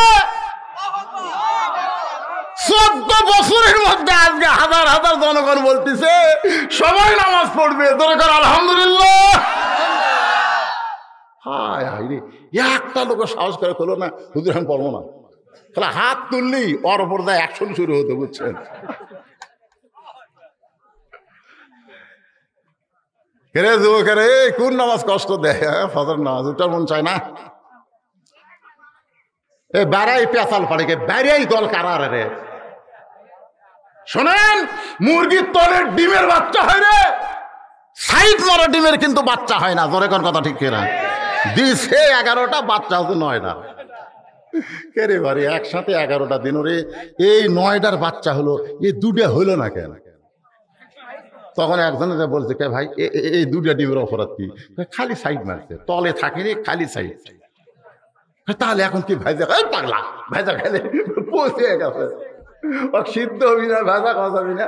এই সামিয়ানার বাইরে যারা ঘুরতেছে এরা হলো কাঁদিয়া ডিম। ধরে এখন কি ডিম দেখতে একবারে 3টা ঢুকছে। হ্যাঁ ভিতরে ঢুকো।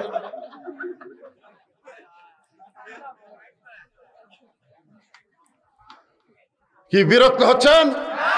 গুরুত্বপূর্ণ জায়গায় নিয়ে এসে আপনাদেরকে রাখাল ওমর ফারুককে সুন্দর করে দেখার জন্য সামনে কাতারে মেহরাব বরাবর ফজরের 2 রাকাত সুন্নত নামাজ আদায় করে চুপটি করে বসে আছে। মনের মধ্যে বড় আশা, সারা জীবনের সাধনা আল্লাহ পুরা করবে। সুবহানাল্লাহ। কিন্তু এমন সময় এক মুসল্লি মসজিদের মধ্যে ঢুকে দেখে জায়গা দখল। এক মুসল্লি ঢুকে দেখে জায়গা দখল কে? আমার জায়গাতে কে বসে আছে?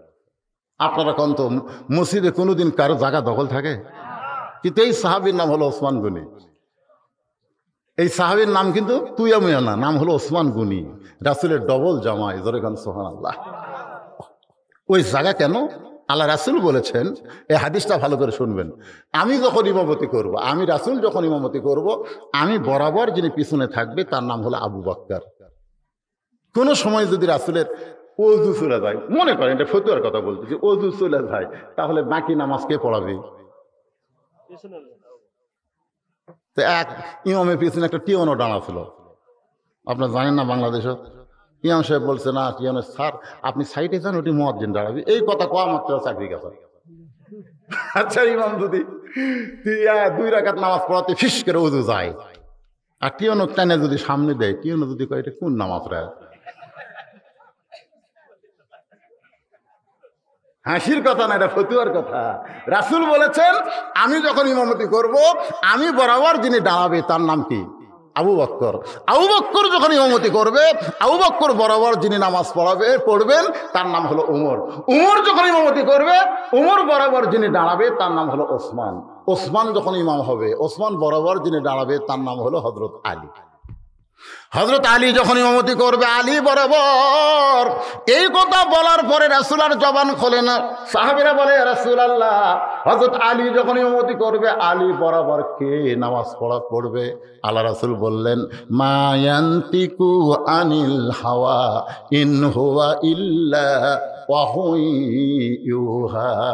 আমি রাসূল ততক্ষণ বলতে পারবো না যতক্ষণ আল্লাহ না বলায়। এই পর্যন্তই হলো খোলাফায়ে, জোরে কান খোলাফায়ে রাশিদিন। আলহামদুলিল্লাহ। তাহলে উমর ফারুক যখন নামাজ পড়াবে, উমর ফারুক বরাবর কে? এতক্ষণ ওয়াজ কি শুনলো? জোরে কান কে? কিন্তু আসে দেখে জায়গা দখল। আল্লাহ রাসূল বলেছেন, মসজিদে কেউ যদি কোনো জায়গা বসে, সে ইচ্ছা মতো যদি না ওঠে, তাকে তুলে দেওয়া যাবে না। ওসমান ইবনে আয়েশা থেকে রাখালের পাশে একটু ফাঁকা আছে, ওই ফাঁকের মধ্যেই 2 রাকাত ফজরের সুন্নত পড়িছে। পড়ার পরে 3 বার রাখালের দিকে তাকাছে। কয়বার? এখানে একটু আমার দিকে খেয়াল করে, আমার যেন চমকা ওঠেন না। একবার দেখতে রাখাল, এই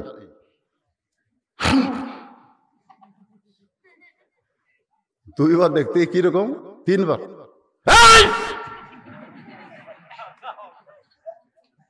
শোনেন, একটা ডাক্তারের দিকে, একটা আলেমের দিকে আপনি সারাদিন টাকা থাকেন, সারা রাত টাকা থাকেন, বিরক্ত হবি না। কিন্তু একটা ভ্যানালার দিকে আপনি 2 বার তাকান, তাকে দেখেন ওই কি করে। একটা ভ্যানাল দিকে 2 বার তাকাচ্ছি, হুজুর গরিব মানুষ দিকে পছন্দ হচ্ছে না। তোর দিকে তাকালি তোরা রাগ করিস কারা? রাখাল বল, এই মিয়া বারবার কি দেখো মিয়া? ওসমান গনি মুচকি মুচকি হাসতেছে। রাসূল বলেছেন, আমার যত সাহাবী সবচাইতে নরম এবং সরম আবু বকর আর ওসমান। ওসমান গনি হাসতে হাসতে বললেন, ভাইজান সবেমাত্র 3 বার আপনার দিকে তাকাইছি, আপনি এত গরম হয়েছেন কেন? গরম হওয়ার পেছনে কারণ হলো আমি রাখাল। যেই বলছেন রাখাল, ওসমান গনি মুচকে মুচকে হাসে। কারণ আল্লাহ রাসূল বলেছেন, প্রত্যেকটা অভিভাবককে আল্লাহ রাখালের দায়িত্ব দিয়ে দুনিয়াতে প্রেরণ করেছে। রাখাল যদি নরম থাকে, তাহলে কোনোদিন কন্ট্রোল করতে পারবে না। কন্ট্রোল ধরে কোন কি পারবি? আপনি গরু বকরি ছাগল চড়ান, আপনার গরু একটা ধানের দিকে যাচ্ছে, খাবার দিকে যাচ্ছে, আপনি যদি বলেন, বাবা গরু ওই দিকে যাস না বাবা, আপনার কথা গরু শুনবি? আর যদি এই গরু, আরে এক ধাপ, মানুষের চাইতে গরু কিন্তু কানে ভালো শোনে। ওসমান গনি মনে মনে চিন্তা করে, রাখাল তো গরম হবে। কারণ রাসূল বলেছেন, প্রত্যেকটা অভিভাবককে আল্লাহ রাখালের দায়িত্ব দিয়ে প্রেরণ করেছে। এখন আমরা যারা এখানে অভিভাবক, আমরা হয়তো চিন্তা করতে যে হুজুর আমাদের তো গরু ছাগল নাই, আমরা কার রাখালি করব? আপনি চোখ বন্ধ করে দেখেন, আছে। আপনি চোখ বন্ধ করে দেখেন, আপনার বাড়িতে 45 বছরের একটা গাভী আছে, দেখেন আপনি চোখ বন্ধ করে দেখেন, 22 বছরে একটা আইডিয়া আছে, 17 বছরে একটা বকনা আছে। গাভী মানে আপনার বউ, আইডিয়া মানে আপনার বেটা, বকনা মানে আপনার মেয়ে। আপনি বলেন তো এই তিনটার উপর আপনার রাখালি করার দায়িত্ব আছে না নাই? এ কথাখান আছে না নাই? তা আপনি এখন মসজিদে এশার নামাজ আদায় করলেন, এখন বাড়ির যা দেখেন আপনার বউ যায় নামাজে বসে কোরআন পড়তেছে, এশার নামাজ পড়ে আলহামদুলিল্লাহ, আল্লাহ আল্লাহ আমার ঘর জান্নাত আল্লাহ। কিন্তু আপনি এশার নামাজ পড়ে বাড়ির যা ঢুকতেই দেখেন আপনার ঘরের মধ্যে থেকে হরি হরি রে। আমি মুসলমান, এশার নামাজ সামনে কাতারে পড়লাম আর আমার ঘর থেকে হরি হরি। আপনি ভুল কি বেড়া দেখেন আপনার ম্যাডাম স্টার জলসা দেখতেছে। এখন বলেন এখানে আপনার রাখালি করার দরকার আছে না নাই? কি রাখালি করবে? গরু যদি ঘাস খাওয়া বাদ দিয়ে ধানের দিকে যায়, বাংলাদেশের চ্যানেল বাদ দিয়ে ভারতের চ্যানেল দেখে, ওই ওভারটেক করছে। জোরে কোন কথা ঠিক না? কথা না কেন? কারণ ভারতেরা হিন্দু, ওরা ধর্মকে ভালোবাসে, প্রত্যেকটা নাটকে ওরা পূজা রাখি। তা আপনার বইয়ের কারণে হিন্দুকে পূজা আপনার ঘরের মধ্যে হচ্ছে, আপনি কিছুই করবেন না। আপনার 22 বছরের আইডিয়া সারাদিনে একটা মোবাইল বসা, 10টা ছেলে দেখবেন এক জায়গায় বসে আছে। আগে আমরা 5 জন একটি হলে কত গল্প করতাম, আজ কি খেলবো রে, কত খেলাধুলা। আর এখন 10টা একটি হতো মোনাবাদ করতেছে, 10 জনে মোনাবাদ ধরছে। মানে সবার হাতে একটা করে মোবাইল। বাড়ির মধ্যে ঢুকে দেখেন স্বামীর হাতে একটা, বইয়ের হাতে একটা, 5 বছরের পুস্কার হাতেও একটা। তাহলে আপনার 22 বছরের ছেলে নামাজ বাদ দিয়ে সারাদিন মোবাইল না ঘুরে এমন একটা ফুল প্যান্ট পরে যেইটা পরে বসা যায় না, খাড়া হয়ে পেশাব করে নাই? এমন ফুল প্যান্ট পরে বসা যায় না, তো খাড়া হয়ে শোনেন, খাড়ায় পেশাব করে। পেশাব কমপ্লিট না হতেই যে চেন লাগালো, চেন লাগানোর পরে টপ টপ করে পেশাব ফুটি পড়ে। হাসেন না ভাই, টপ টপ করে ফুটি পড়ে, প্যানত পড়ে। ওই প্যানত পড়তে পড়তে ওখানে পেশাব শুকা যায়, শুকে গেলে ওই জায়গাতে একটা ডাক্তার সাহেব আছে, ওই জায়গাতে একটা জার্ম পয়দা হয়, একটা জীবাণু পয়দা হয়। ওই জীবাণুটা আস্তে আস্তে আপনার ওই লিঙ্গর ছিদ্র দিয়ে ভিতর দিকে ঢোকে, কিছুদিন পরে দেখবেন আগামোটা গোড়া চিকন হয়ে যায়। বিয়ে করাবেন, বিয়ে করেই কয় মালয়েশিয়া যাবো। কি করে মালয়েশিয়া যাবি জানেন না? হাসতেছেন। একটা মাদ্রাসার ছাত্র দেখবেন 7 বছর বয়সে পেশাব করে, গলা খাঁকারি দিয়ে পানি খরচ করে, ওযু করে কোরআন শরীফ ধরে। কারণ ছোট্টবেলা থেকেই ওকে পবিত্র বানানো হয়েছে। আর প্রাইমারির বাচ্চারা এরা দাঁড়ায় দাঁড়ায় পেশাব করে। মনে কষ্ট নেবেন না, আল্লাহর যুবক বান্দারা আপনাদের ভালোর জন্যই বলতেছি। বাবা হিসাবে আপনার ছেলের দিকে খেয়াল করার দরকার আছে না নাই? আপনার 17 বছরের মেয়েটা পরিমণি হলো না কি হলো, আপনি বাবা হিসাবে খেয়াল করবেন। রাসূল দেখে মাত্র 9 বছরের মেয়ে ফাতেমা হাতের মধ্যে চুরি দিয়া মুচকি মুচকি হাসতেছে। নবী ঘর থেকে বাইরে গেলেন, ফাতেমা চমকে গেল। যে বাবা ঘরের মধ্যে ঢুকে আমাকে মা মা বলে আদর করত, সেই বাবা ঘরে কেন ঢুকলো না? ফাতেমা বারান্দা গিয়ে দেখে নবী কাঁদতেছে। আল্লাহর নবীর মেয়ে বলে, বাবা আপনি কি জন্যে কাঁদেন? রাসূল বলে, ফাতেমা যে দুনিয়াতে সাজবে মা, আল্লাহ তার আখিরাতের শ্বাস কমায়া দিবে। সঙ্গে সঙ্গে ফাতেমা 9 বছর, জোরে কোন কয় বছর? 9 বছরের ফাতেমা হাতের চুড়ি খুলে মাটি ফাইলা দেয়। নবী দৌড়ে গিয়া চুড়ি 2টা কুড়ে জামার পকেটের মধ্যে ঢুকায়। ফাতেমা বলে, বাবা যে চুড়ি হাতে দেওয়ার কারণে আপনি ঘরে ঢুকলেন না, বারান্দায় কাঁদতেছেন, সেই চুড়ি ফাইলা দিলাম, আপনি পকেটে কেন ঢুকাইলেন? রাসূল বলে, আয় আমার কাছে আয়। যেই ফাতেমা নবীর কাছে, নবী ফাতেমার কপালে একটা চুমা দিয়ে বললেন, মা একদিন তোর নাকে নাক ফুল পরাই দিব, একদিন তোর কানে কানের দুল পরাই দিব, একদিন তোর গলায় মালা পরাই দিব। ফাতেমা বলে, বাবা কবে?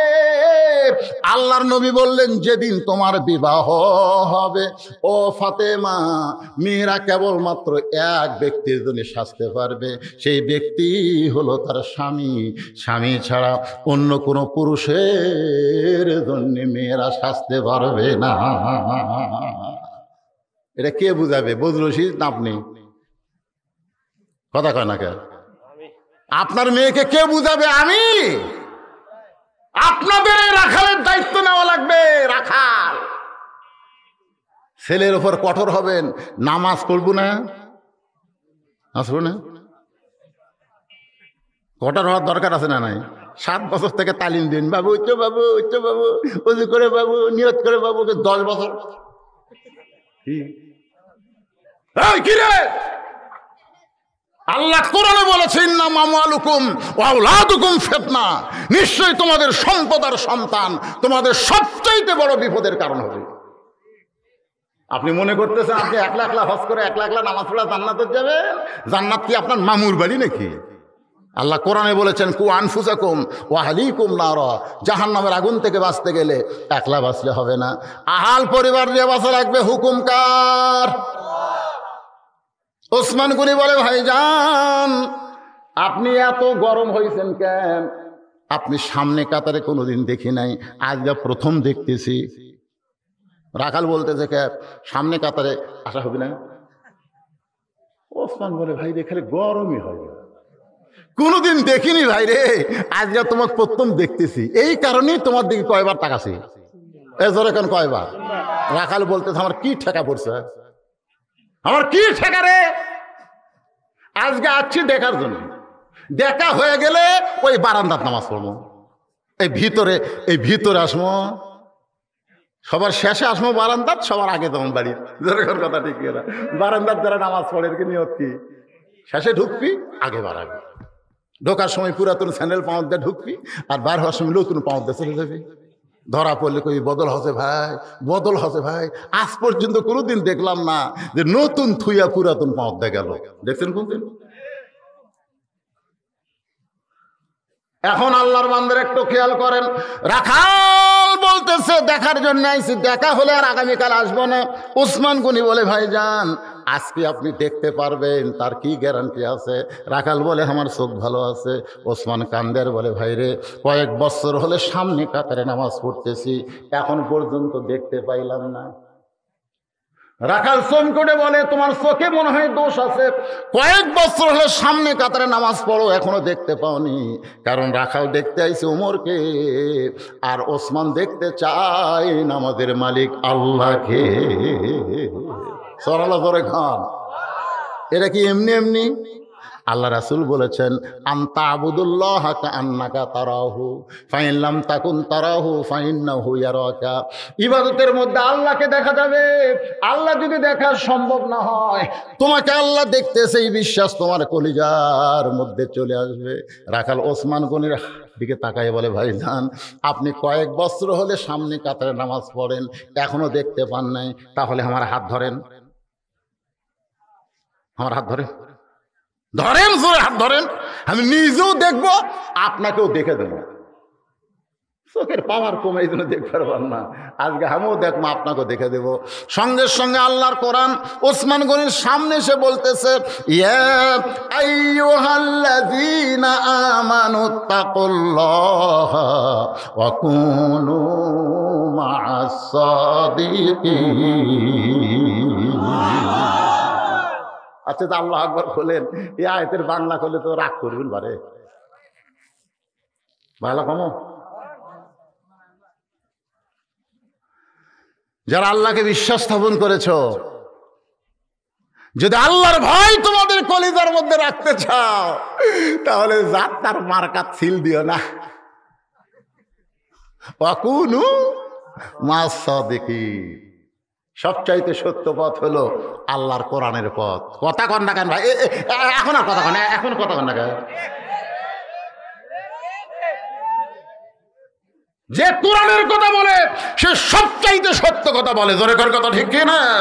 কারণ যেই কোরআনের মধ্যে কোনো সন্দেহ, সেই কোরআনে আল্লাহ বলতেছে, যদি আল্লাহর ভয় তোমাদের কলিজার মধ্যে রাখতে চাও, অকুনু মা'আস সাদিকিন, তাহলে সত্যবাদীদের সাথে হও, জাত্তার দল করো না, সত্যবাদীদের সাথে হওয়া লাগবে। জোরে কর কথা ঠিক কি না? এখন আপনাকে বর্তমান বিবেকের আদালতে বলেন তো, সত্যবাদী কারা? কারা সত্যি কথা কয়? যারা কোরআনের কথা কয়। সোনাল কন না কেন? হ্যাঁ, এই জায়গা তার শৈলী বুঝতে পারে। ওসমান গনি রাখালের হাত চেপে ধরে আছে আর চোখের পানি বের করে মনে মনে ভাবতেছে, আল্লাহ আমার যোগ্যতায় আমি তোমাকে দেখতে পাই নাই, কিন্তু এমন একজন আল্লাহওয়ালা পাইছি, আজকে আমাকেও দেখাবে এবং সে নিজেও দেখবে, আমাকেও দেখায় দিবে। জোরে কারণ সুবহানাল্লাহ। কারণ সবচাইতে নরম, সবচাইতে ইমাম সাহেব আপনি শুনেন না, হায়াউন ওসমান শুনেন না আপনি? এই দু একদিন বাংলা কয়ে দেওয়া দরকার। এই চারজন সাহাবীর নাম কয় না ইমাম সাহেব? কয় না? তার মধ্যে হায়াউন ওসমান কয় কি কয় না? খালি জান্নাতুল বাকির যারা ঢুকছেন, ডাক্তার সাহেব তো হজ করছেন ইনশাল্লাহ, উমরা করছেন, তাহলে জান্নাতুল বাকির তো ঢুকছেন। ঢোকেননি জান্নাতুল বাকি? জান্নাতুল বাকিতে ঢুকতে গিয়া প্রথম যেই কবর রে, এমন কোন মুসলমান নাই যে কবরের কাছে গেলে ভূমিকম্পের মতো মনে হয় না। ওই কবরটাই হলো ওসমানের কবর। সুবহানাল্লাহ। এত নরম কলিজার সাহাবী হাত ধরে মনে মনে ভাবতেছে, আল্লাহ নিজেও দেখবে ও আমাকেও দেখায় দিবে। কিছুক্ষণ পর জামাতের সময় হয়ে গেছে। যখন জামাতের সময় হয়ে গেল, তখন মুয়াজ্জিন সাহেব কি করবে? আকামত। ধরে বলেন কি? এই যে টুপিওয়ালা ভাই কি ঘুম ধরছে নাকি? আকামত মানে কি? আকামত মানে কি? আকামত মানে আহ্বান করা। কামাত থেকে আকামত। খাড়া হওয়া লাগবি রে, আকামত দিলে খাড়া হওয়া লাগবি রে। সব সিয়ারলে বসে গেছে, মসজিদের সেক্রেটারি সিয়ারত বসে নামাজ পড়ে, সভাপতি লাতিক বলতে দেখে রে উনি সেক্রেটারি হয়ে সিয়ারত বসবি আর আমি সভাপতি হয়ে খাড়া থাকবো। তুই একটা সিয়ার লে যা, ওর ডান সাইডে তুই লাতি লিয়ে যায়, আর একটা সিয়ার ডান সাইডে থসে। ইমাম সাহেব দেখে রে সামনে কাতারে শালারা হাঁটে হাঁটে গোটা বাজার করে, 10 কেজি ব্যাগ লিয়ে ঘরে হেঁটে হেঁটে মসজিদে ঢোকে, আর আসাই সিয়ার। হরে বাবা রে, সভাপতি আর সেক্রেটারি রে, এর বিরুদ্ধে কিছু করলে আমার চাকরি চলে যাবে রে। অথচ সিয়ারত বসে তারা নামাজ পড়বি, এরকে নামাজই হই না। কারণ নামাজের মধ্যে কয়েকটা ফরজের মধ্যে একটা ফরজ হলো দাঁড়ানো। ধরে এখন কথা কর না, দাঁড়িয়ে নামাজ পড়া। যারা সিয়ারস পড়বে হাত পা ভাঙ্গা গেছে, তারা জামাত পড়া লাগবে না, যেটি খুশি সেটি পড়ো। মাজুর ব্যক্তির জন্য, অসুস্থ ব্যক্তির জন্য জামাত নয়। জামাতে আসতে গেলে তোমাকে কাতার সোজা করতে হবে। কাতার সোজা করতে গেলে পায়ের গোড়ালি মিল করা লাগবে। সিয়ারে যারা বসে, এরকে পায়ের গোড়ালি কোন জায়গা না? সিয়ারের পায়ের সাথে গোড়ালি মিল করবে। ইমামের দায়িত্ব না, মসজিদের মুসল্লির দায়িত্ব হলো লাত্তা লাত্তা সিয়ার গুলো বারান্দাত লিয়ে যাওয়া। জোরে কর কথাটা, লাত্তা সিয়ার গুলো বারান্দাত লিয়ে যাওয়া। পড়বারই যদি চাস এই শালা শেষে পড়বা, আমাকে কাতারের মধ্যে এসে গ্যাঞ্জাম করিস না, কথা কর না কেন। আর যারা বসেই নামাজ পড়বেন, আপনি যৌবন বয়সে নামাজ পড়ছেন, বুড়া বয়সে আপনি জামাতে নামাজ পড়ে কে কথা? সরকারি চাকরি করলে সারা জীবন কষ্ট করা লাগে। 60 বছর বয়সে সরকার কয় চোখের জুতি কমে গেছে, মাথার বল কমে গেছে, হাতে থরথর করে কাঁপতেছে, বসে থেকে বেতন কাজা। যৌবন যদি সরকারকে দিবার পারে, বুড়া বয়সে সরকার যদি পেনশন দেয়, যৌবন বয়সে যারা নামাজ ধরবে, বুড়া বয়সে জামাতে নামাজ পড়বার না পারলেও যেখানেই পড়ুক, যেভাবেই পড়ুক, যৌবনের সওয়াবে আল্লাহ তাদের পেনশন দিয়ে দিবে। ওই যৌবন বয়স শয়তানক দিয়ে যখন হচ্ছে চামড়া ঢিল, আল্লাহর সাথে দিচ্ছেন।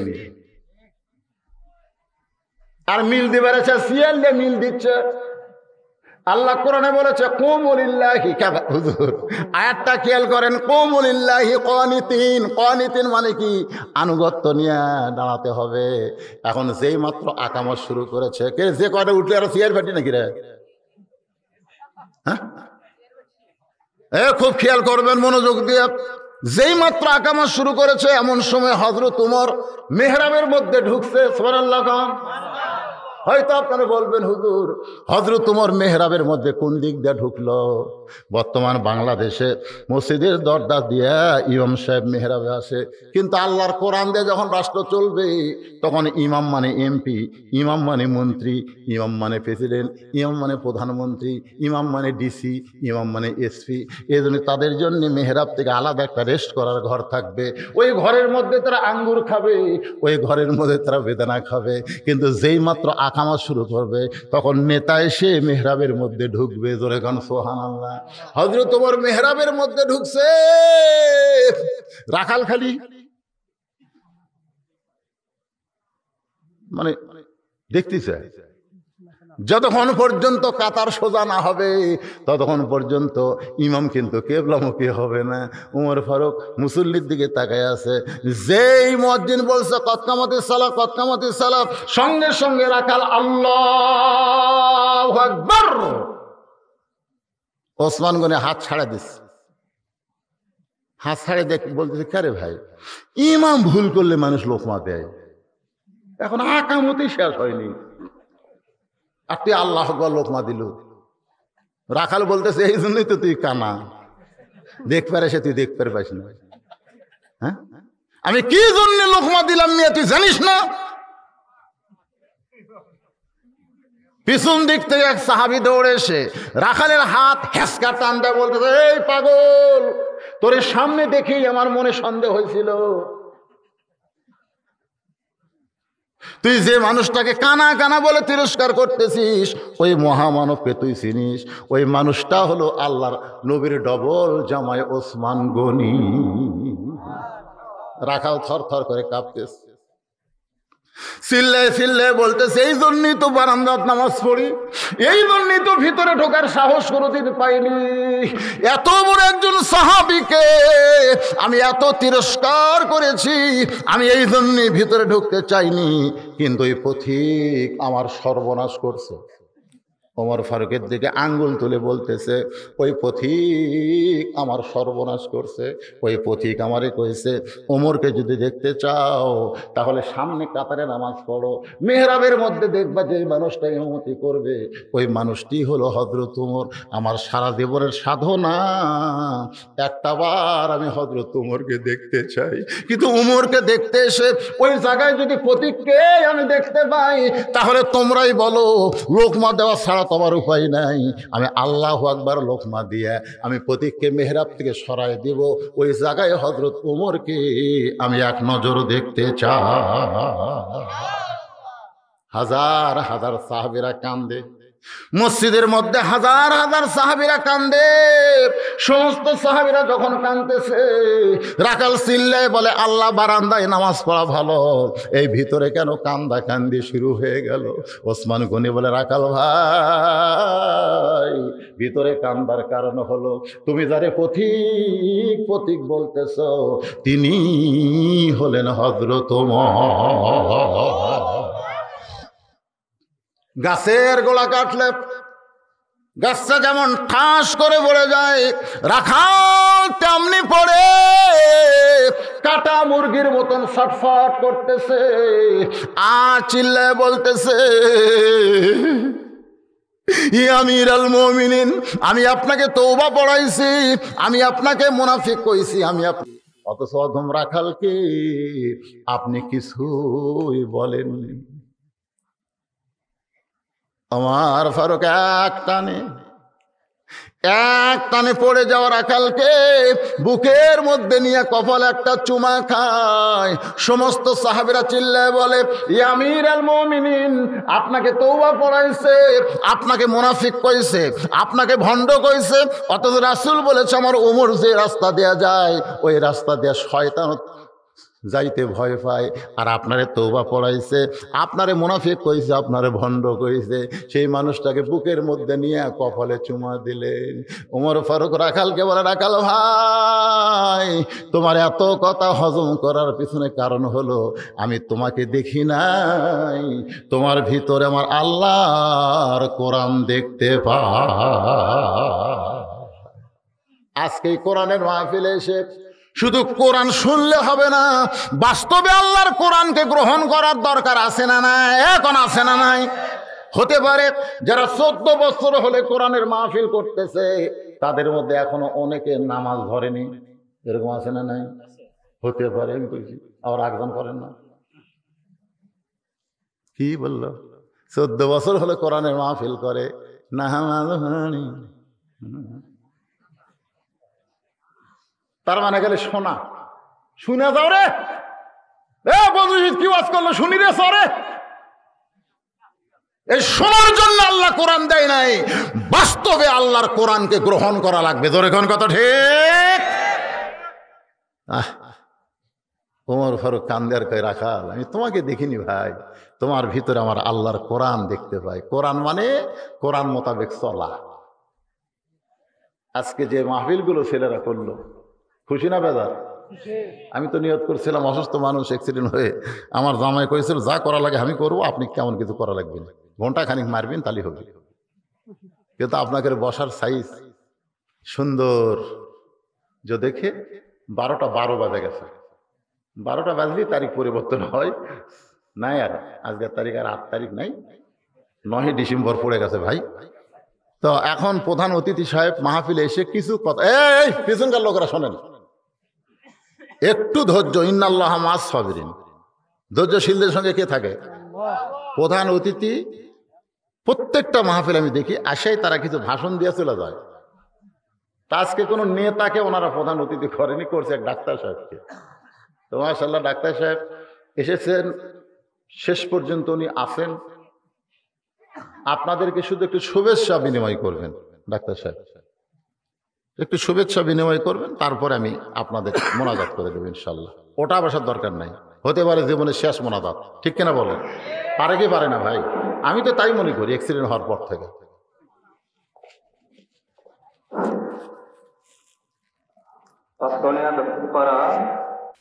আপনাদের ভিতরে যে ব্যক্তি প্রথম উঠল, প্রথম, এরপরে যত লোক উঠছে সমস্ত লোক ওটার পাপ আল্লাহর কান্দর দেবে। হ্যাঁ আসলে তাই। আমাদের এলাকা দেখছি একটা ভেড়া, এক দল ভেড়া, একটা রেলগাড়ি আসতেছে, কিন্তু এক ভেড়া গেছে, ওই যায় মৌলবারে, ওর দেখা দিকে যে কটা ভেড়া আছে এই ভেড়ার দল একটা উঠছে দেখা থেকে। আপনারা কি মনে করতেছেন এই যে রাত এখন 12টার পরে হলো তাহাজ্জুদের ওয়াক্ত এসে গেছে, আর দোয়া মুখুল ইবাদত, সমস্ত ইবাদতের মাথা হলো দোয়া। আমার একটা ওয়াজে আছে মাথা ছাড়া মজিবর, আছে না নাই? মাথা ছাড়া মজিবর, আপনার মাথায় না থাকে চিনা ফেলবে কেউ? 7 সালবির একজন হাত লিয়াচ্ছে, পাও লিয়াচ্ছে, কেউ চিনতেছে না, পরে মাথা দেখে গেল এটাই রাসূলের সাহাবী। আমি আশ্চর্য হয়ে গেছি যে কিছু অতিথিবৃন্দ এখনো তারা কিছু দিবে, এই জন্য টাকা দেখেন। এই দেখেন এখানে 1000 টাকা এসে হাতত স্টেজের উপর চলে আসছে, আর একজন অতিথি 1000 টাকা দিচ্ছে, আর একজন 400 টাকা দান করছে।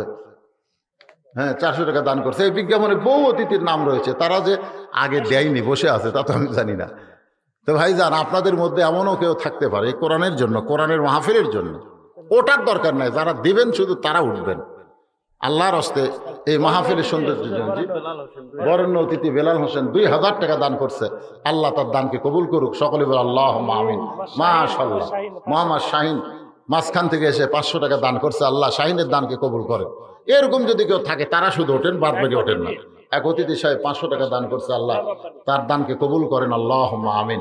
এরকম যদি কেউ থাকেন যে হুজুর মোনাজাতি হবে জীবনের শেষ দান মনে করে, আল্লাহর রাস্তায় আমরা কোরআনের জন্য, কোরআনের মাহফিলের জন্য, রানা মোহরি 1000 টাকা দান করেছে, আল্লাহ দানকে কবুল করেন, আল্লাহুম্মা আমিন। মাশাআল্লাহ। দেখছেন 500 টাকা নিয়ে আপনাদের কত চাচা কত আগের টাকা বারে, বঙ্গবন্ধু ছবি নাই রে, এতদিন এই টাকা কিভাবে চলছিলেন চাচা?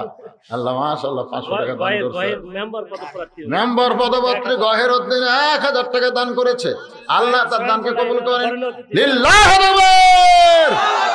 এত সুন্দর চেহারা নিয়ে মুরব্বী শুনতেছিলাম, আমি দেখছি প্রত্যেকটা কথা খালি হজম করেছে।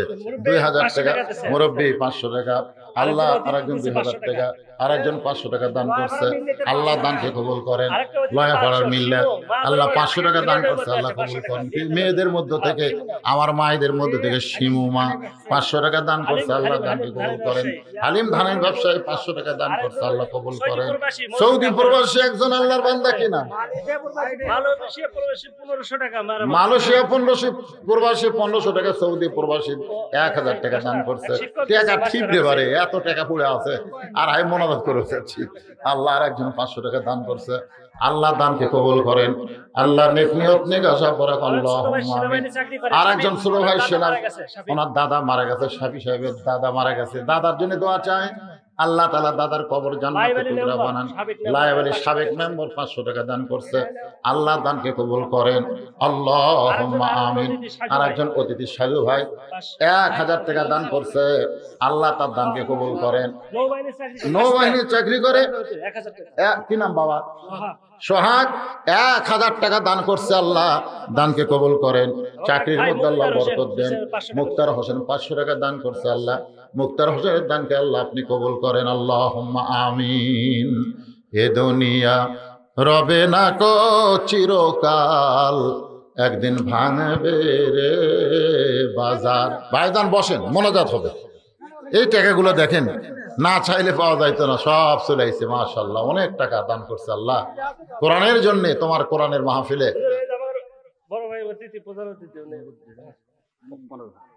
লিল্লাহি তাকবীর। আজকের মাহফিলের প্রধান অতিথি ডাক্তার সাহেব 15,000 টাকা নগদ, জোরে বলেন মারহাবা। আল্লাহ আল্লাহ। ওনার আব্বা মারা গেছে, বাবা মারা গেছে। আমি এক মোনাজাতে সবার জন্য দোয়া করবো, ওনার বাবার কবরকে আল্লাহ জান্নাতের টুকরা বানিয়ে দেখ। আল্লাহ আমারও বলে দেবো একসাথে বলে, এ মোনাজাত করতে কত হতে পারে? এই মোনাজাত আমাদের জীবনের শেষ। আমাদের ভাই, বড় ভাই ব্যবসা করে, আব্দুল মোমিন ভাই 10,000 টাকা দিছে নাকি এখানে? 10,000 টাকা দান করছে, ওনার বাবা মারা গেছে।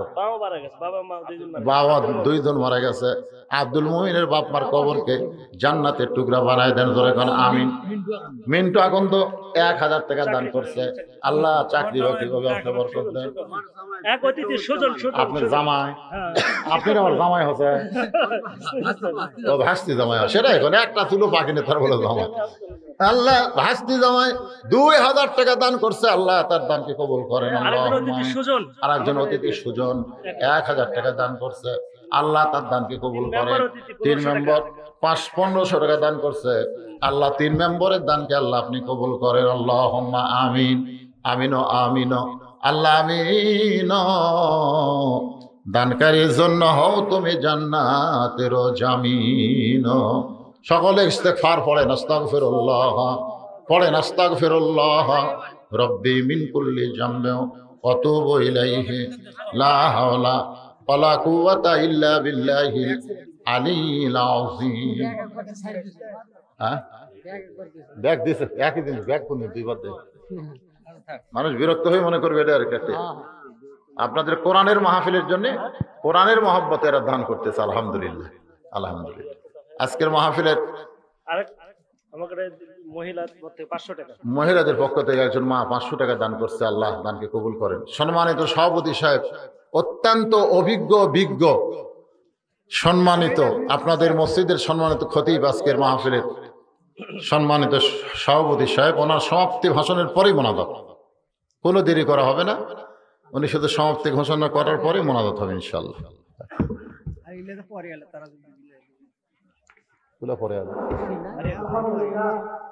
আল্লাহ পাকের অশেষ মেহেরবানি যে আল্লাহ পাক রব্বুল আলামিন প্রতি বছরের ন্যায় এই বছরও একটা সুন্দর পরিবেশ মাহফিলের ব্যবস্থা করে দিয়েছিলেন।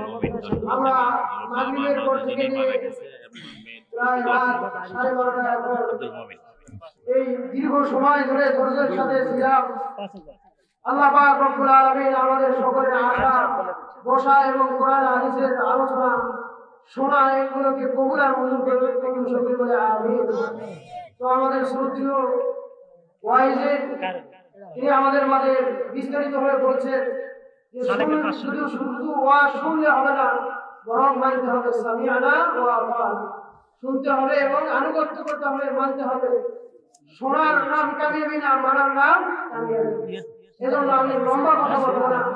এজন্য আমরা যে সমস্ত আমলিয়াতের কথা শুনলাম এতক্ষণ ধরে ধৈর্যের সাথে রাসূল আকরাম সাল্লাল্লাহু আলাইহি সাল্লামের বিভিন্ন সুন্নতের কথা তারা আলোচনা করেছে, আমরা সেই সমস্ত সুন্নতকে নিজের জীবনীতে বাস্তবায়ন করার চেষ্টা করি এবং বিশেষ করে নামাজের ইহতিমাম করি। আজকে জুমার আলোচনাও আমি আলোচনা করেছি। তো আল্লাহ পাক রব্বুল আলামিন আমাদের সকলের এই সমস্ত চেষ্টা মুজাহিদা, আমাদের সকলের এই সমস্ত কথা বলা এবং শোনাকে কবুল আর মঞ্জুর করে সকলকে আমিন।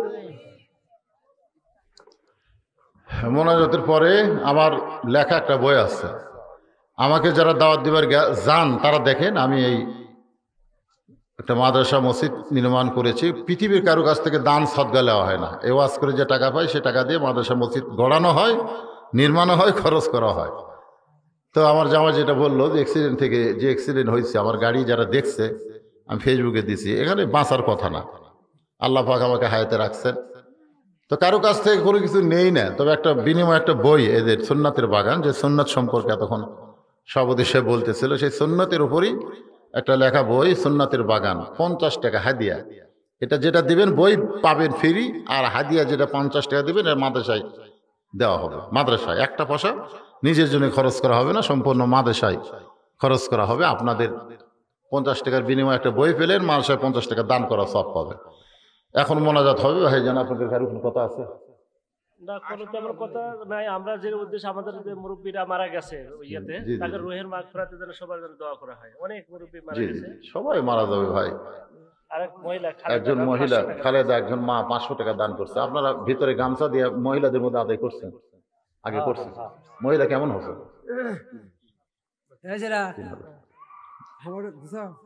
কোনটা ওটার পরে হুজুরের তো ইয়েতে ইয়ে করে